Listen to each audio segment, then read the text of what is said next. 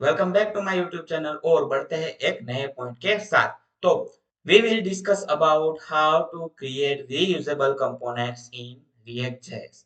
तो React JS में reusable component कैसे क्रिएट करा जाता है और कैसे राइट किया जाता है, तो आज की क्लास में ये सब पॉइंट्स कवर करने वाले हैं। तो आज की क्लास में हम रीयूजेबल एक कंपोनेंट बनाएंगे और जहां भी हमें यूज करना रहेगा वहां पे हम यूज करने वाले हैं।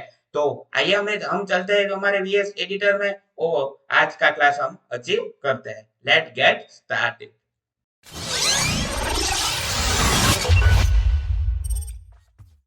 तो मैंने यहाँ पे हमारा जो एम्प्टी प्रोजेक्ट रहता है वो हमेशा की तरह आज भी मैंने पहले से इंस्टॉल करके रखा है ताकि हमारा टाइम वेस्ट ना हो, ठीक है। और स्क्रीन की राइट साइड में जो आप इमेज फॉलो कर सकते हैं उसमें 4 कमांड दिए गए हैं। उसे 4 कमांड फॉलो करके आप अपना जो एम्प्टी प्रोजेक्ट है अपने मशीन में इंस्टॉल कर सकते हैं। और इससे पहले आपने नोड इंस्टॉल नहीं किया है तो प्लीज जाके पहले नोड इंस्टॉल कीजिए, उसका लिंक मैं आपको डिस्क्रिप्शन में प्रोवाइड कर दूंगा।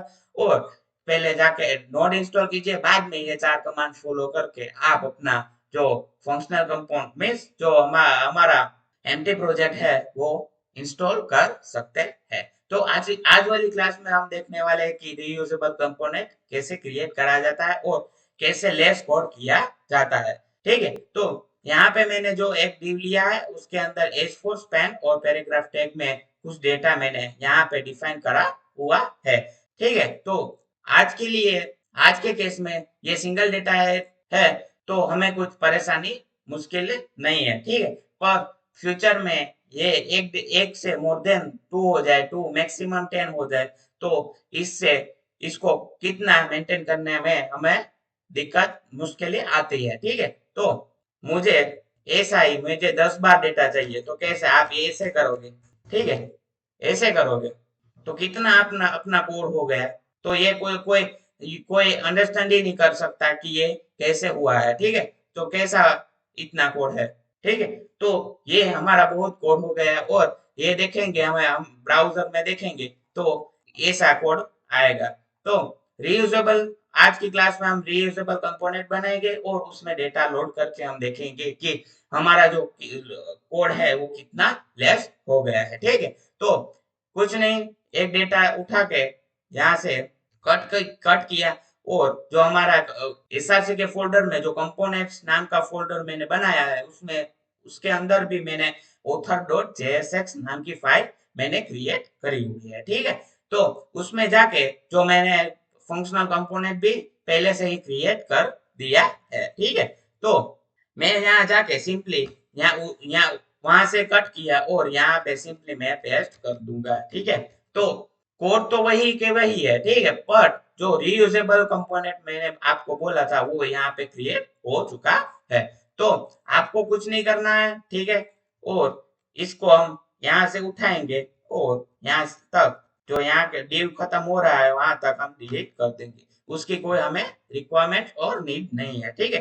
तो हमने यहाँ पे डिफाइन कर दिया, एक ही डिफाइन कर दिया और हम जहाँ चाहे वहां हम यूज कर सकते हैं, ठीक है।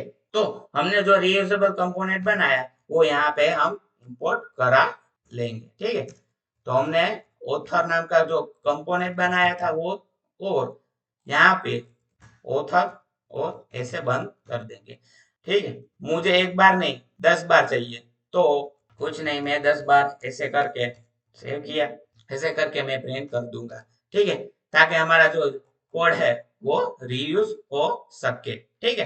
तो ऐसे ही आप जो अपना रीयूजेबल कंपोनेंट है, मान लीजिए कि आपका वो बटन हो गया, आपका इनपुट बॉक्स हो गया, ठीक है। तो ऐसे ही आप रीयूजेबल करके एक फाइल में रख के आप बार बार यूज कर सकते हैं। तो आज की क्लास में इतना ही। तो हमने ये सीखा कि रीयूजेबल कंपोनेंट कैसे क्रिएट करा जाता है। तो आज की क्लास में इतना ही। तो अभी तक आपने मेरे चैनल को सब्सक्राइब नहीं किया है तो प्लीज जाके पहले सब्सक्राइब कीजिए, लाइक कीजिए, शेयर कीजिए और कमेंट सेक्शन में एक कमेंट दीजिए, ठीक है। और मैंने सोशल मीडिया ऐप भी यहाँ पे डाला हुआ, व्हाट्सएप चैनल का लिंक डाला हुआ है, इंस्टाग्राम लिंक का डाला हुआ है, टेलीग्राम चैनल का लिंक डाला हुआ है। तो इसमें भी आप ज्वाइन होके जो मोर इन्फॉर्मेशन है वो एक्सेस कर सकते हो। ठीक है, तो मिलते हैं नेक्स्ट वीडियो में, तब तक के लिए शुक्रिया।